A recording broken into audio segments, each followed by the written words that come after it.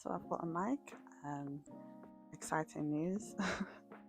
Welcome and welcome back. So let's just get straight into the video. If I was starting my weight loss journey again, there's so many things I would do differently. Although I saw results with my weight loss journey, if I could go back, there are a couple of things I would change. One of which would be I would have started fasting a lot sooner. So at the beginning of my journey, I was struggling to manage my calories. So I would always go over because I was eating like 3 square meals and snacks in between. But with fasting, you're able to just manage your calories a lot better.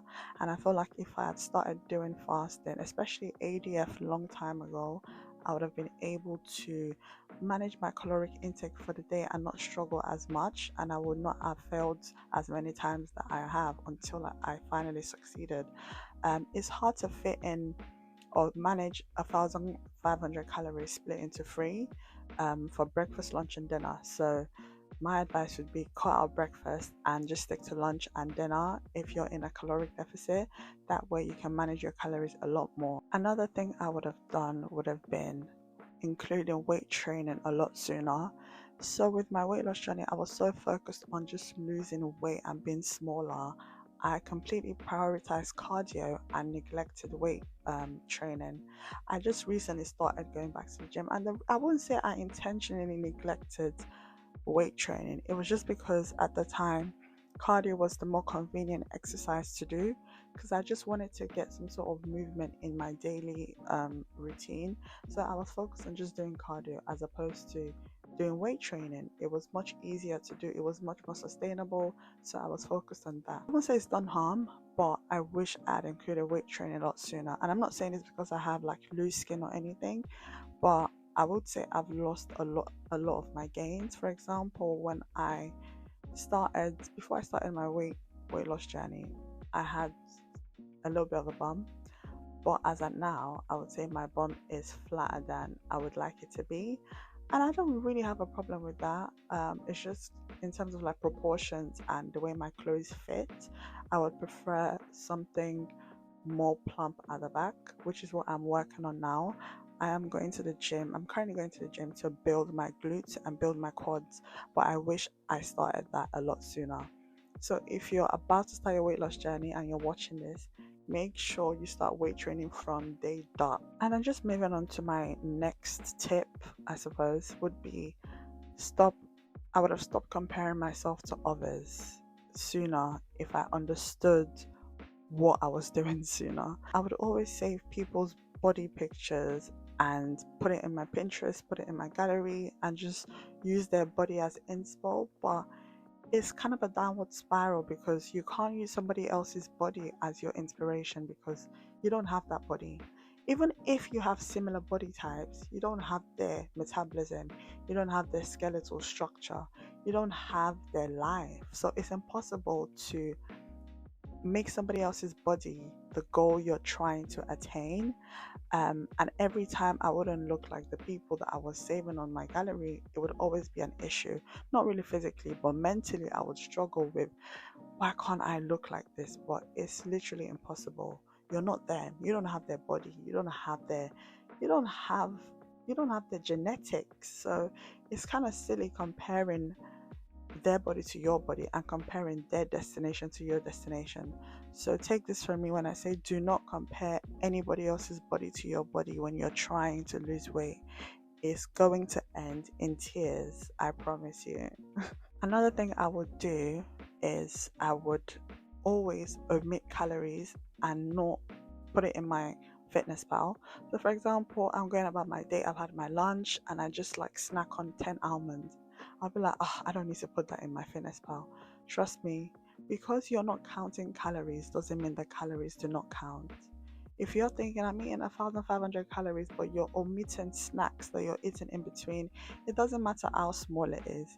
It may be small, but it is dense in calories. So you may think, oh, this is probably 10 calories. And when you enter it into your fitness pal, you're going to realize it's actually 150. You may think it's 10 almonds, but almonds are very high in fat.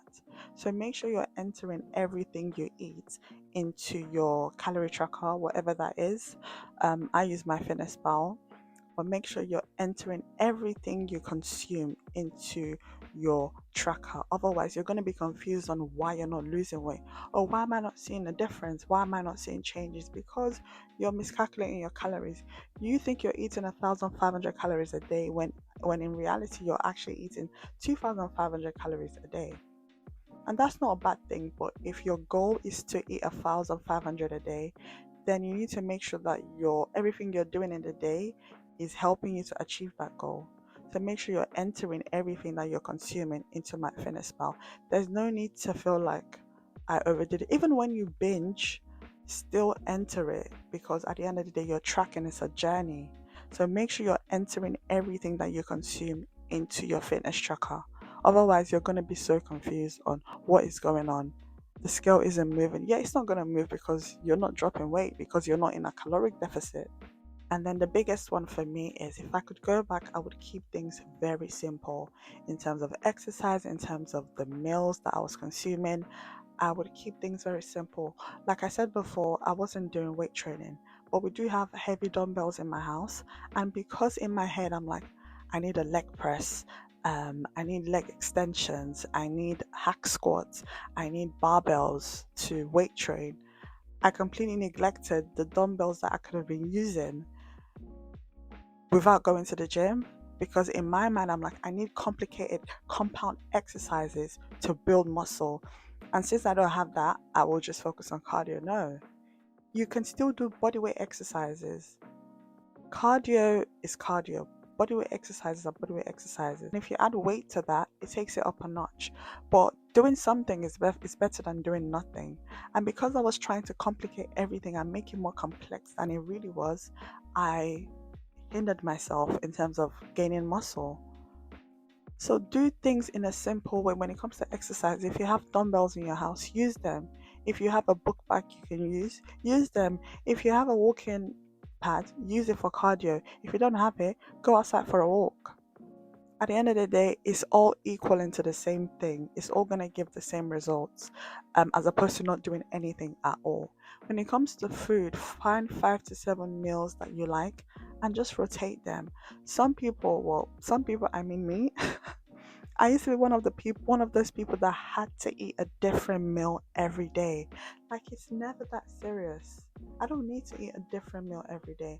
As long as the food is nice, tastes good, nutritious, I'm fine. I eat the same food almost every day.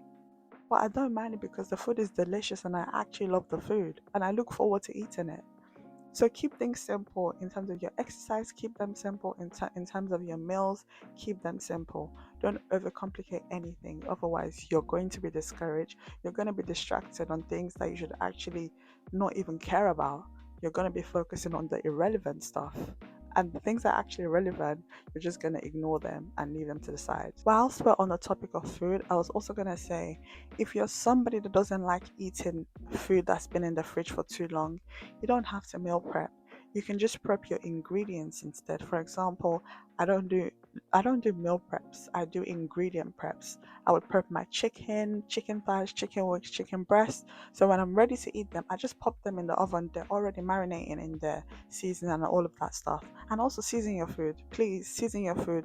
Do not think for a second that you have to eat bland food. It's 2025. We love our seasoning, so we're gonna use our seasoning. So season your food. Trust me, you're gonna appreciate your food more if they actually taste nice. So yeah, before I got distracted, back to the topic. Prep your ingredients, prep your fruits, prep your protein, prep your carbs, but don't actually cook them until you're ready. Just prep the ingredients, and when you're ready, cook it. When I'm ready, I pop my chicken in the oven and it's nice and fresh, as opposed to making a big batch of food and then put it in the fridge, and then when it's time to eat it, you're like, I don't want to eat this, it's stale. I've realized that when food is fresh, even if I've been eating the same thing for the past 2 weeks, I will still want to eat it because it's nice and fresh, as opposed to just popping stuff in a microwave. It just takes the fun out of everything. So if you're somebody that doesn't like meal prepping, I would say consider ingredient prepping. That way you don't always have to do everything from scratch when you're about to eat. And whilst we're still on the topic of eating and food, I would say consider volume eating. I realized this later on in my journey that instead of eating meals that are dense in calories, eat stuff that's high in volume. For example, fruits like melon, fruits like cantaloupes. Those are the kind of fruits I eat now as opposed to eating a banana, because one banana is so high in carbs as opposed to eating like 500 grams of melon for the same amount of carbs 100 grams of banana is going to give you.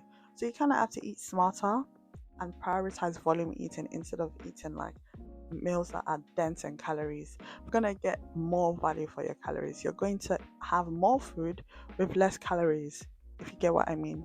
The last thing I would do differently is set myself realistic goals.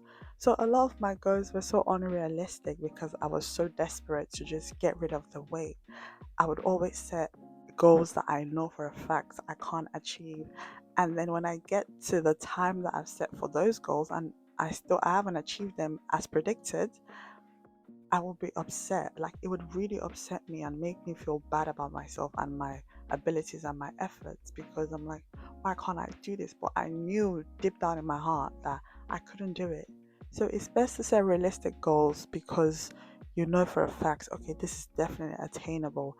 This is achievable. If I put in the effort, if I put in the work, it is achievable, as opposed to setting something that you know very well that it's going to be so difficult, almost impossible, actually impossible to achieve. It's going to lead to a downward spiral, and at the end of the day you're going to resent even attempting to go on a weight loss journey in the first place, which we do not want.